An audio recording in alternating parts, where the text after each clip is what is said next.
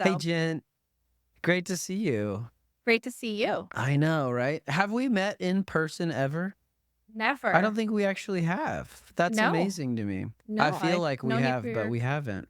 Yeah. no, because I think Yeah. we hit it off right away. So I felt like there was instantly that alignment and connection. And yet it's been, I think, Yeah. 4 years maybe now that we've known each other and Mm-hmm.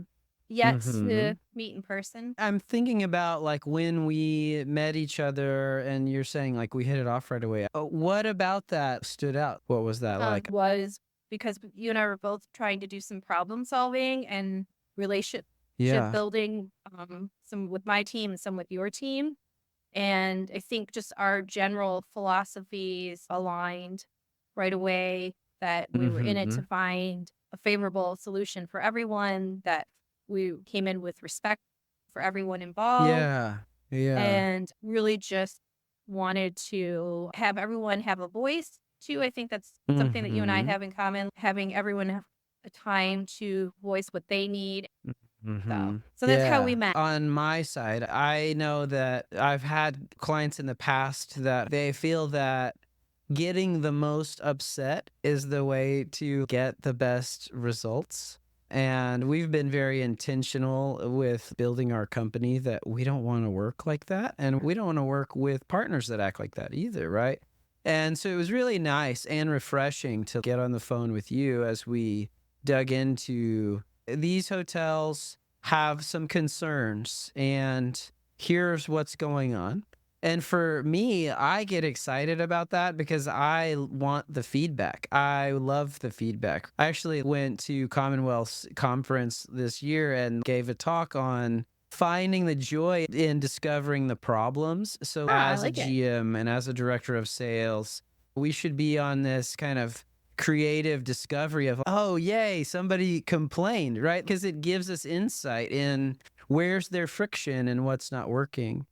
And yeah, I remember like getting to do that with you and like that you and I hopped on a bunch of different calls with every Yes, we did. hotel and talked to every person to really pull out, okay, here's the key themes and here are some of the underlying root causes of issues. And like you said, it's not the work itself that's being done or the results that are happening. It's how someone has felt through the process. If they don't feel heard or if they don't think you are worried about what they're worried about, that turns into anxiety for people, Yeah. right? Like it gets bigger and bigger. You and I vibe on that because we're coming at these situations without a heightened level of anxiety. We're coming at it with a calm, let's figure out what's going on and see that, like you're saying, everyone is treated with care and respect through the process. And let's make it better than it was. Right. I always find it humorous when people say, take the emotion out of it, or it's not about feeling. But Yeah. really, it is, because we're Yeah. dealing with human beings, right? And it's Yeah. usually, Right. once Yeah. you allow people to have that voice and maybe share a little bit about what they're feeling, and that, hey, what you have to say is important. So Yeah. I think emotion is good. I think emotion's good in business because, I mean, Yeah. especially hospitality, Hmm. about the delivery of the experience for our guests, right? So that's emotion. So I think emotions Yeah. are good. Yeah. And I think Yeah. that Yeah. problems that pop up allow us to grow as well and learn from them. So Yeah. I welcome emotions. Yeah. I just recently read this book by a late rabbi named Edwin Friedman, and it was called Okay. Failure of Nerve. It's a bit of a leadership book. And he's saying oftentimes when you look at families, businesses, congregations of any type, that the problem that is happening, the anxiety of that group channeling through one person a lot of times. And this is all leadership and all business is about response to emotions. I think like what you're saying, leave the emotion out of it, but everything is emotion. And so what he said is the work is oftentimes find the two strongest, most resilient people in the group that are having the hard time and help them focus on what he calls self-differentiation. So, how can they stand stronger? How can they be more in themselves? How can they not have an emotional response to other people's emotional response? So, That's so a great that's book. something I've been doing personally. Yeah, as a parent and as a leader, I'm thinking more and more about this is I am going to allow you to have your emotional response. And that doesn't mean I need to be pulled down into it with you. Right. It's important that I can give you the space to have that and like you're saying help you be heard and for you to know that I'm not going to be impacted when you're feeling that way. Like we can still move on. You can have your Right. tantrum and now we're going to still get in the car seat and go to school.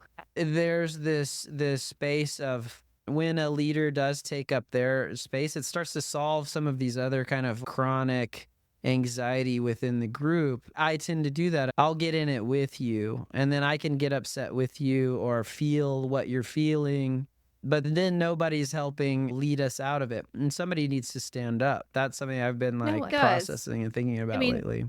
that takes empathy into account, right? Hey, I can be as vulnerable, right? As Brene Brown Yeah, would say, right. as you are right now Yeah. to understand Mhm. feeling. Plus, I think it helps Mhm. as a leader, like if you can be that vulnerable and transparent, right? Like, hey, I've been in a situation like this. And Yeah. then what I always like to do too is like let them have their moment, right? And then say like what Mhm. is in your control. Like you can't control what Yeah. someone else is doing, but you can Yeah. control how you react to it. So what's the Yeah. healthiest, less stressful way Mhm. to respond to this in the future?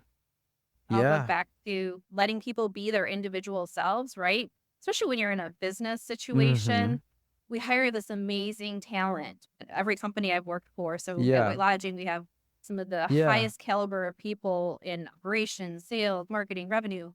So let them be those individuals and don't try to hinder who they are or put boundaries. Mhm. Let them thrive. And Yeah. part of that is just Yeah. let them be them.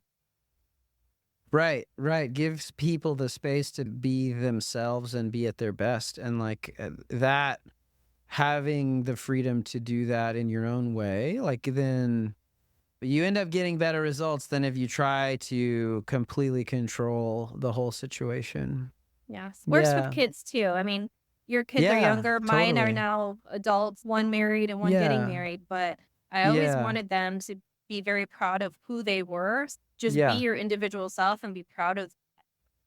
Yeah. Yeah. And I'm very Right. fortunately, I have very healthy, happy, successful adult children. Yeah, that's good. We should have another whole other chat about that. But I think it's the same as what we're talking about. As you and I have dug into things together in the past and even in current projects that we work on together, the being able to think differently about things, give people the space to accomplish like the end result without needing to manage all of the finer details for us to be trying to control. Yeah, I definitely think about that a lot with my kids. It's so much more important that they're confident and that they can sit with themselves and that they don't need other people's validation to know what they think is the right decision. We go to the same coffee shop every Saturday. My 3-year-old like pays with a credit card and he'll go up and order Oh my food. gosh. How do you help build that confidence in a safe environment where it's better and easier to fail and get back up and Yeah. keep Than when you're in going? your 40s, All of right? Or that builds 50s. resilience. Yes. Yeah. Yeah. Yeah, absolutely. Well, and I think Yeah, too that's that good. kind of doing things differently probably is why like our partnership transferred from Commonwealth over to White Lodging, right? Because you Yeah. had your business model that you were currently using, and we had used at Commonwealth. But when came back to White Lodging, like I had different needs. And instead of us saying, good luck, you asked me, like, what's a Yeah. gap that you have or you need a Yeah. need that you have that maybe I can help you with? And it just Mm. from there, because it really didn't take long to get Yeah. to where we are today. And I think that Yeah. was because we had that trust already built, right? A successful partnership, and that we constantly are looking on ways to not only improve ourselves or improve our leadership, but to have a bigger impact when we can. Right now, you're leading sales for 4 properties, White Lodging Hotels and Whiskey Row. So it's the Whiskey Row Hotel Collection, and then also we have Homewood Suites just down the road. But the Whiskey Row Hotel Collection is made up of an Autograph Collection hotel and a loft and Moxie, as well as Repeal Steakhouse, Zombie Taco, and Corner Restaurant. So it's very much, especially when you look at hotels, very refined, very lifestyle, very boutique experience. We just actually were mentioned as the stay by Condé Nast, Louisville, when you're coming down for a bourbon tour. It said this is the That's place to great. stay. Congrats. And then actually Yeah, Marriott I love that. Bonvoy recognized Hotel Distill as one of the 9 most unique weekend stays in the world. So we were properties in Wow. Spain. Out of 9 hotels all over the world, we're one of them. So that's been a lot of fun. That's amazing. Yeah. So that's, again, Yeah, like, I think wow. because Autograph Yeah. Collection is so unique too and not confined, and you can make your mark and make it unique, that it's probably why Yep. team and I have thrived so well there, is because we're constantly doing new things, reinventing Yeah. ourselves to stay Yeah. relevant and top of mind. So part of what I'm trying to do with these conversations, this podcast, is the hotel is such a complicated business, and there are so many different pieces to it that I'm trying to peel back some of the layers and untangle the ball of yarn here for folks, because there's so many hotel folks that they only know one piece of the business, or people from the outsider that are so interested in the hotel business, but there's just so many different pieces to it that I'm trying to better unpack what is going on, like, within the space of hotels. And so far I've been talking to owners and understanding what it's like as an owner. How do you buy a hotel? How do you raise a fund? How do you get money to build a hotel? How are you doing that in a way that makes money? And you're the first one that I'm digging into more as a hotel expert of, like, how you actually fill the hotel. How do you run one? You own a hotel. How do you actually start filling it up? You've got to have people to fill the rooms. And I think part of that is obviously you come up with a retail strategy, you have pricing that is publicly available. But something I think people know less about is that there's usually a large group of people that work for a hotel or a group of hotels that is a sales team filling rooms in ways that, like, you can't fill just from the retail business that's showing up or booking online. So I'd love for you to just give a broad overview of how that works in your scenario with Whiskey Row. Yeah, absolutely. I think the approach when I took this project on for White Lodging was to have all the key stakeholders. And so when I say the key stakeholders, I'm not talking at an ownership level necessarily, but the people that are running the hotel day to day, people that are marketing the hotel, people that are taking care of the guests. Like, those are the key stakeholders. So the key department heads all have to be aligned, right? So sales and market fill the rooms, right? Event team and the operations team has to deliver the experience. And then if that's not aligned, then it becomes much harder because reputation management's so huge. So it's very important about what our current guests are saying about us. And if we're selling one thing or marketing something and the experience is something different, it's very challenging to keep filling those rooms. So I think a lot of the success came from getting everyone in a room and really talking about what did we want Hotel Distill to look like? What was a refined experience? Because that's our thing, because bourbon, refinery, all that. And so we actually took the time to say, this is what luxury means to me. This is what a boutique hotel to me looks like. And then we talked about, like, how do you actually execute that? And do we have the right people in the right roles? Within that, then what does a refined experience look like? Where did you land on that? So our end goal was to make it an experience that was memorable, like that evoked feeling, that evoked emotion, right? So we backed it up and said, well, how do you feel important when you are in a restaurant? It could be a hotel, it could be where you shop for clothes, whatever it is, your coffee shop. Why do you shop at those places or go to those places? And what it came down to is that it played some kind of importance in your memory or made you feel special, so it evoked an emotion. So we talked about for a hotel stay, what would make it memorable for you. So it's great. We can have the best hotel, best beds, best restaurants, all those things. But if the warmth isn't there, if the surprise and delight isn't there, then we're just a commodity. So we talked about, for example, I'm checking in for a birthday weekend, right? And the front desk asks me why I'm here. And I'll say, oh, I'm celebrating my birthday.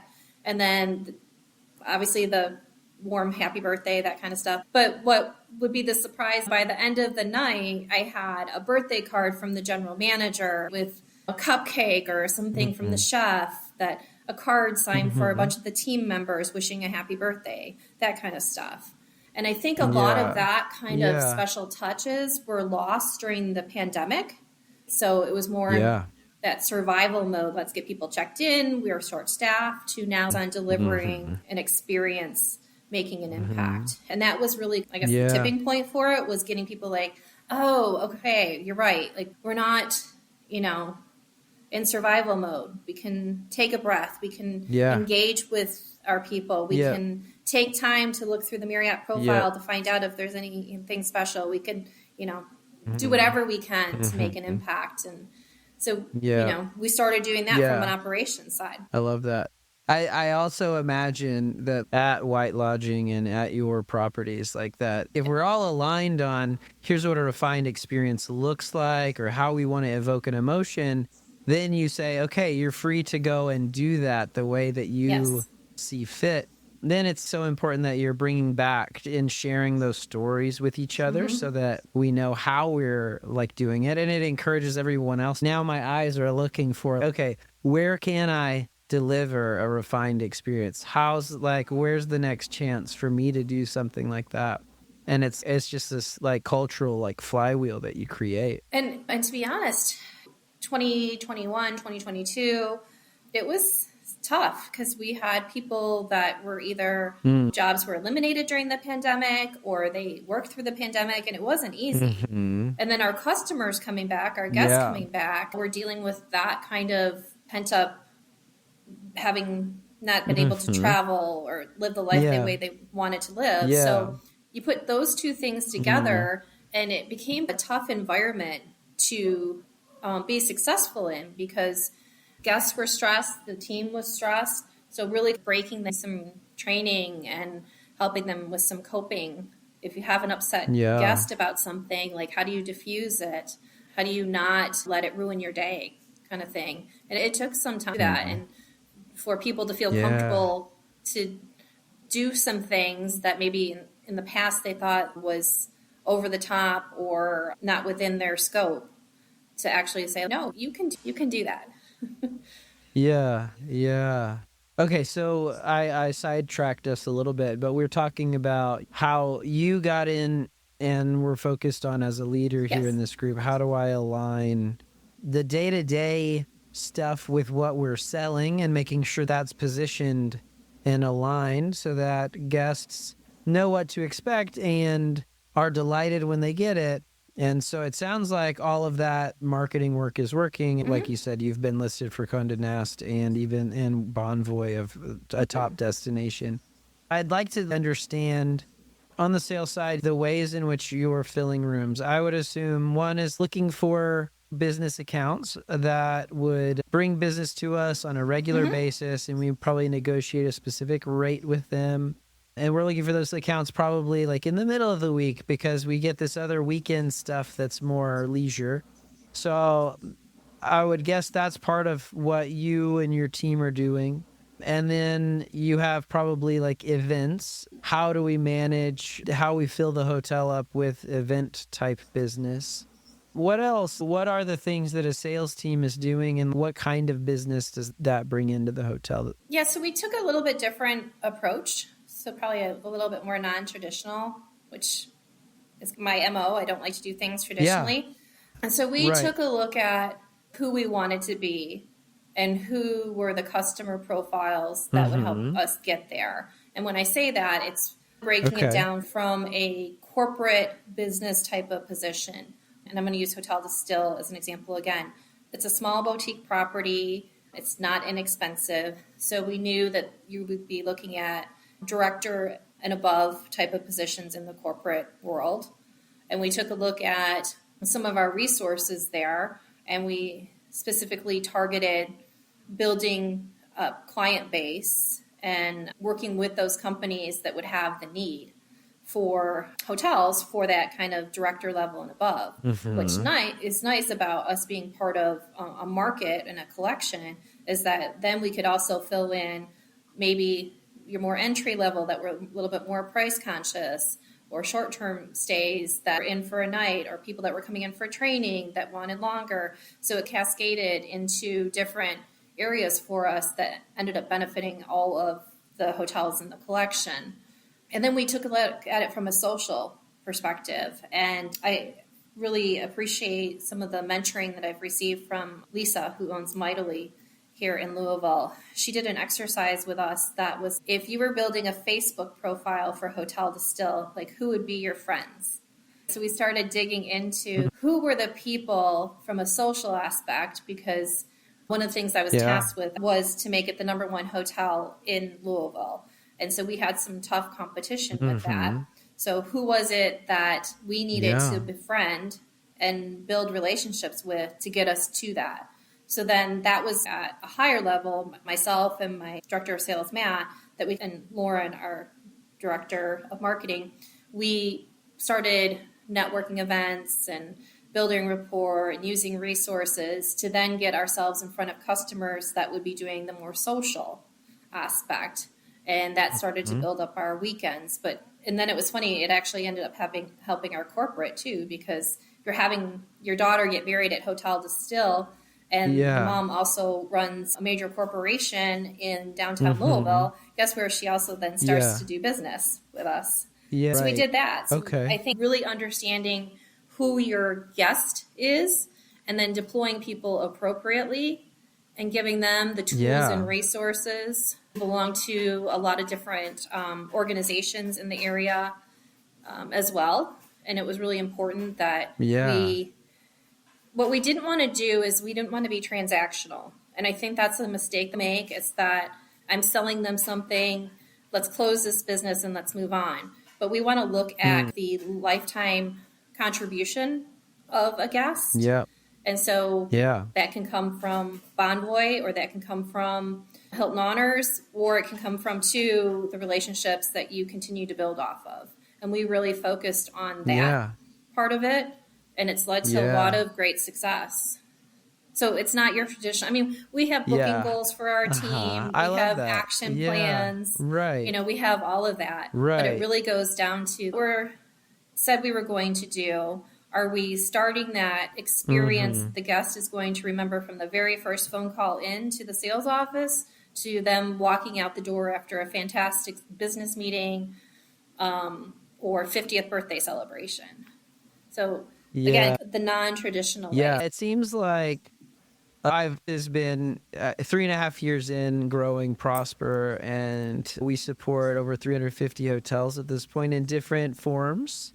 And there have been times where I'm trying to grow the company that I'm like going at it directly, right? And I'm just making phone calls, sending emails like to strangers, and trying to like close business, and it doesn't work. Like either I get somebody signed up, but maybe they're not a good fit. It doesn't work as well for them, or like that they're not the customer that's really aligned with our values. It seems that the growth needs to happen indirectly and as a source of the relationships that you build, the value that you add, the ways in which you are serving.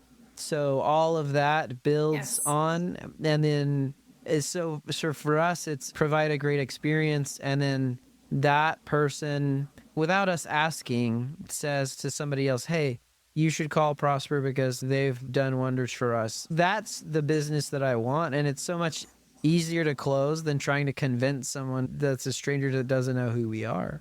So I'm learning about sales as we grow this thing, and I hear what I agree. I'm learning the same thing that you're saying, which is how critical it is to get the growth is a result of efforts that you do in building relationships and serving the community.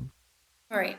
And it might not work for every type of sales Yeah. position, but again, because of the Yeah. industry Yeah. that we're in, it's so relationally. And Yep. people do business with who they Yeah. like. If you can build that relationship and people like doing business with you, it makes it so much easier for them, and it's so much easier for us on the other side too, so that when we do Yeah. say, hey, do you have someone within your company that you recommend that I could speak to that might also have meetings?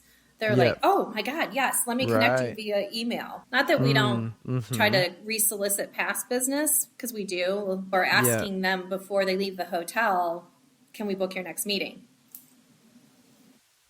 And it sounds like for you, in the quest of how do we become the #1 hotel in Louisville, that's something you can't go at directly either. It's about finding the ways to add value to earn that place. Recently, you talked to the mayor into letting you close the street down. Tell me about that. So I've been to a couple events with an incredible company called Outstanding in the Field that does this farm to table experience where you're sitting in a vineyard in Tuscany, and you're sitting at a table with 200 people, and you're eating the food from the local farms and drinking the wine, and it's an incredible experience. We tried to do it with them in Louisville, but they didn't really have the resources to do it. So I was like, well, I still want to do something similar. And what we felt like we needed was something that would highlight Louisville in a greater way, that we're more than just bourbon. We're definitely more than just horse racing and the Kentucky Derby. Like, Louisville's a great place to live. Yeah. There's a great art scene. There's a great food scene. Like, how do we bring all these things together? And we realized that this would also be a great thing for the city of Louisville to promote, because we're constantly trying to, whether it's new citywide events or a new corporation. Louisville's a great place to live, so getting a corporation to move their headquarters here, it's important. So this really played into what the city of Louisville is trying to do, and it was also an opportunity for us to help elevate the city of Louisville and get them on the map with a few different that maybe hadn't been highlighted before. So we just put together a pitch and said that we want to shut down Whiskey Row and do a dinner for 200 people on Main Street. Repeal's going to do, our steakhouse is going to do the food, Hotel Distill.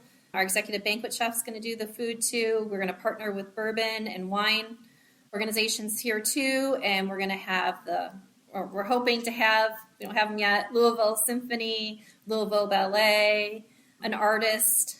We want to bring all of that together for an evening in October on Whiskey Row. So right now we're working through all the permits and we're getting partners, and everyone that we talk to is really excited. We found an artist that's going to paint the dinner as it's actually happening, and then we'll auction off the painting, and it'll go to a charity that we will partner with. So if you've ever seen Andrea Bocelli, that was the other inspiration. I've been to a couple of his concerts, and he incorporates all of the arts. So here we're doing a similar thing. So I'm taking like the best of Outstanding in the Field, the best of Andrea Bocelli, and making it local here. And GM of Hotel Distill, Casey, she's fabulous. Lauren, my marketing person, Matt, and then the executive chefs of both Distill and Repeal. So it's taking everyone, and then the mayor gave us his blessing and his support. And so, yeah, it's exciting. That is not in your job description at all, right? You're just saying, I love these things, and I loved this dinner experience, and I loved this other art experience, and this need. Let's do something crazy. Let's do something interesting.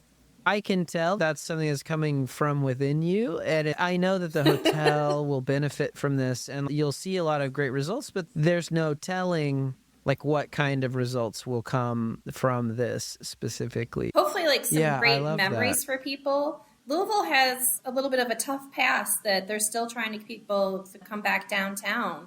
A lot of Yeah. civil unrest, and it was Yeah. very challenging during the pandemic. And yet, Mm. there's more nonprofits in Louisville than any other major city in the United States. So it's like a city with a big Wow. heart. And again, people don't Yeah. necessarily see all that. Mm. So if we can get people Yeah. here to experience it and Yeah. feel the love of Louisville, I think it would have some Yeah. long lasting impressions for people. Yeah. I love that. And you're not from Louisville. No, I'm from Like Detroit. I'm a this is Michigan something girl. like, so this is something you have taken on being there. I think there's something to learn there as well is as someone from the outside, like people will say, I'm moving into a new market, but you move to a new city. You're getting to know the place and understand the heart of it and doing what you can to become a part of who they are more than saying I have an agenda or I'm going to come and just sell rooms in a market that I'm new to. You're becoming part of that culture and then seeing the needs and trying to serve those needs in a way that is like uniquely yours. I have to I say, when love that. I moved to Louisville, I've immediately had some incredible women just came in and lifted me up and made sure I was going to the right events and meeting the people Mm. that could help me and support me. Something that like I've never really Mhm. experienced from a new city that I've moved to and from some just incredible Yeah. people. And they didn't have any hidden agenda either. They just said, we want to help you because we want you to be successful. And it was How nothing did they for them find on. you or like how did you find them?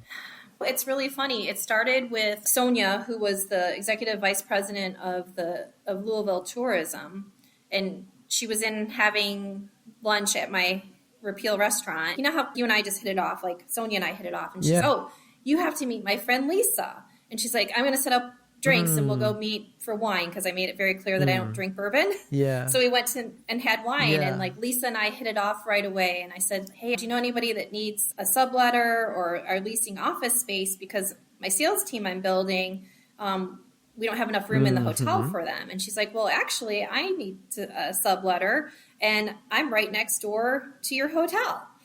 And so it just spiraled Amazing. from there. So then Yeah. we moved into the space Yeah. with my friend Lisa.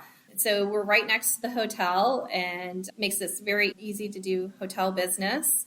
And then it just, again, then Sonia introduced me to other women and they were like, how can I help you? Who do you want to meet? What can I do to make you Mhm. successful? And then we have a great Wow. local owner too. And he sat me down within my first week and he's like, I'm here to help you be successful.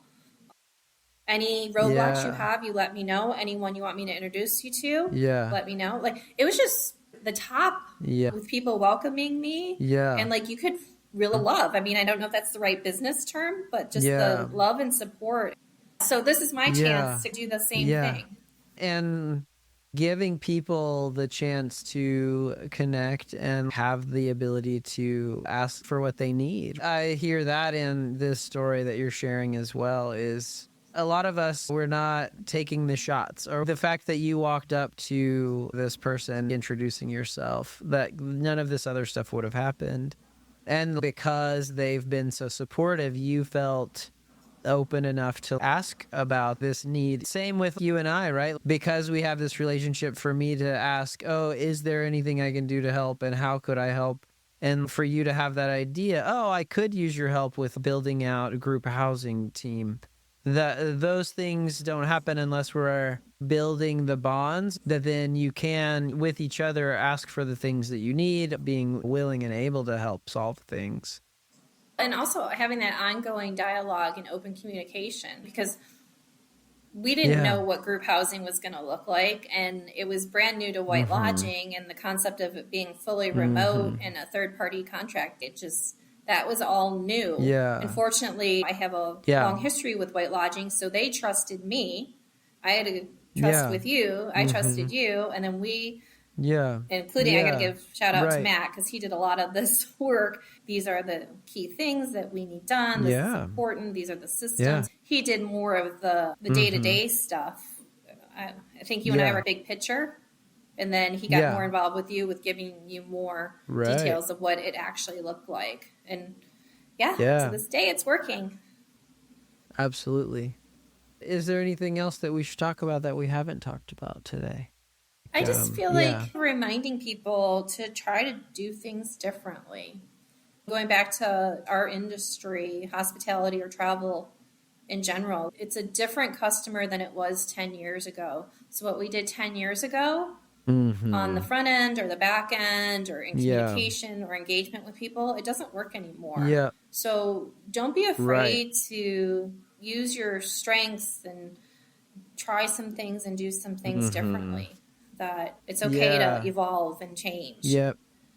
Here's where I think the problem is with that and with most hotel organizations is you've got an owner or a management company that's saying, here's your that you need to hit and then you need to prove to me that you're doing all of the effort to get to that number. So then I'm Yep. going to ask every week for a status update of the number of calls you made, the number of emails you sent, the targets and the prospects. This becomes a pattern that then I'm trying to just stay safe. And Right. so I'm going to do what you're telling me to do. And I get so caught up in the activity, I lose sight of the vision. Try to encourage people to think about first principles and also to challenge their owner or their management company about the first principles. So if they say, I need you to make this many calls a week, what are we trying to accomplish? Oh, we need business on these days, or this month is really soft right now.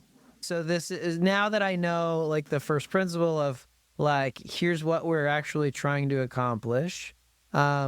Let me go about that. Let me like try some things that maybe that will help us get there. And I'm curious how you think about that. How do we help them understand? I want the same end result as you, and I'm going to work to accomplish that. The old way's not working anymore. So I'm going to go at this in some new ways and different ways. And like, here's what that's going to look like. How would you encourage somebody in that space? Yep. So I think you have to surround yourself with people that you know. Like as a leader, you need to build a team out that has the strengths that you need and maybe not the exact replica of yourself, but bring different things to the table. Yeah. And then to let them do what they do best, which then allows you to tell the story and paint the picture for the investors, for the owners. When I first sat down up to Distill in the Whiskey Row Hotel Collection, like the person I was replacing had done a good job, but had a very different background than myself. I had also dealt with ownership groups for many years, right? So I knew what to focus on and really understanding the hotel owner wants to make money, right? The company wants to make money. Yeah. But they also want to 9 times out of 10. It's not necessarily a flip. So I think if you can hit on like, we are going to build up and get to this position that you want us to be in, right? And we're going to take steps to get there, and it's going to be a little bit different, but I'm going to keep my communication open with you. I think when people start to get uncomfortable with doing things differently, it's because there's not that proactive communication. But I think if you keep people in the loop of the progress that you're making, what you're trying to achieve, if you're transparent about like, hey, you know what, I tried this and it didn't work and we won't do that again. However, we did try this and this worked and now we're doing this. So I think that proactive communication as you're trying to show them that you're trying to do things differently. And then I think too, like if you have examples, whether in your past, it's good if it's your own examples of where you've done things differently and you've shown results. That helps with the confidence too. Like I've always taken on the tough projects at White Lodging. I always had the portfolio that was tough and had underperforming hotels and had to rebuild teams. And sometimes it took a year, sometimes it took 18 months, but we always got them where they needed to be. And So you got to have the That's right so good. talent and communication, Right. and you got to support your team. Right. You have to protect them. So if there's owners Yeah. or investors or stakeholders that are coming to you and wanting results, you don't transfer that to the team. You need to Right. just let them perform. You hold them to the expectations of what you're trying to achieve, but you can't constantly say, I just walked out of a meeting with so and they're not happy with our results. Negative reinforcement doesn't Yeah. really work in today's workforce. It's, That's hey, right. this is how much Yeah. further we've got to go. How are we going to get there? And how do I help you get there? What's blocking you from being successful in this area? What obstacle can I remove for you? And it does, it all falls into Yeah. place. Yeah, that's so good. And I think you're spot on about all of this. You can't have an effective sales team if they're driven by fear. Like they're not going to No. be then able to be creative in the way that you're saying, think outside the box and come at this in a different way than how it's traditionally been done. People don't, you've got to, like you're saying, protect them, help them feel safe in then being creative. Yeah. Otherwise, you're going to have turnover Mhm. too. Nobody And likes turnover. That's very yeah. costly. Mm-hmm. And it's back to the emotional resilience and self-differentiation, right? You stand strong as the leader and you're helping everyone else then see that, and that gives them more of the ability to then go after and be creative and think outside the box. Yep. They see that you're doing that with owner and investors. And the owners and investors, usually if they're already upset or pushing hard, it's because they're stressed or they're feeling, like you're saying, a lack of transparency and communication. So the more that you can continue to be that source of strength and providing transparency and accountability and owning the progress and the lack of progress, that's very good. Yeah, that's great.